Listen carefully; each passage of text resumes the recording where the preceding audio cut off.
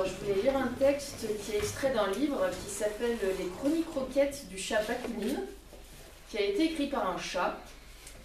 Et ce chat appartenait à Henri Merle. Voilà. Et donc la chronique croquette suivante s'appelle Mémoire d'outre croquette. Le dieu des chats existe. Je l'ai rencontré et ronronne à présent, un présent éternel, non pas à la droite, mais dans le giron du grand Manimatou, dans cette position du sphinx que j'affectionnais tant lors de ma vie terrestre. Manimatou est bon, comme le bon Dieu des chrétiens, mais beaucoup moins bégueule puisqu'il admet en son célestrologie les quadrupèdes. Je préciserai bien qu'à côté de Manimatou, Allah s'avère simple soubresaut, mais j'ai peur de me rendre paranoïaque dans l'au-delà, de représailles pour mon maître. Je me tairai. Mes obsèques ne furent pas nationales, non, mais presque, comme le chantait le brave tonton moustachu. Je fus enseveli dans un jardin de campagne, sous du terreau premier choix. Je tiens à remercier ici les propriétaires du terrain qui se reconnaîtront. Car mon maître, qui clame à tout vent qu'il veut se faire incinérer, n'eût pas supporté que ma dépouille partît en fumée. L'humain est contradictoire, moi je dis.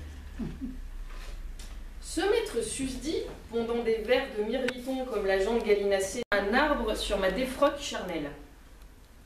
Ainsi pourrais-je enfin voir la première hirondelle, puis tous les oiseaux du ciel se percher sur les branches. Laissons ce doux poète à son délire. J'ai bien envie de lui répondre qu'avec de tels raisonnements, les lascars barbares enterreraient leurs pitbulls clandestinement dans les jardins prolétaires pour faire croître sur l'engrais de canidés, leur infâme herbe pas à matou pour un sou. Mon maître et sa compagne, à cette heure terrestre qui n'est plus la mienne, confectionnent une statuette d'argile extra dure à mon effigie que l'on posera sur ma tombe. L'objet est kitsch. Tant d'attentions délicates me flattent et me gênent à la fois. Je me sens avatar de Claude François, la Sainte Vierge, Elvis et Michael Jackson réunis.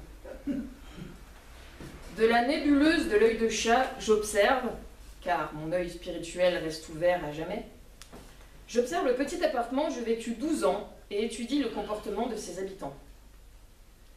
Le menton de bois du coin cuisine que je griffais, malgré les réprimandes, devient un lieu de pèlerinage mélancolique. Les traces de mes déprédations virent reliques. Mon maître, par la force de l'habitude, dit « Salut le gros !» en entrant dans l'appartement pour me saluer, mais le gros ne miaule plus en réponse. Ou plutôt, mon miaou n'est plus pour vous audible. Et mon maître note plus de la chanisette mes étrons King Kong, mais rien que les menus fientes de Charlotte, la petite chatte tigrée Shintok qui partageait ma vie. L'absence, c'est ce gros vilain rat noir qui vous bouffe l'âme et le corps. À propos de Charlotte, soit dit en passant, cette petite garce n'a pas perdu l'appétit, et même elle se penche sur le rebord de la fenêtre, heureusement fermée, pour lorgner en miaulant, énamourer les greffiers claque-dents, ces miséreux crapahutants sur les toits. Ne voyez pas dans cette remarque aucune misogynie. Charlotte certainement souffre en secret.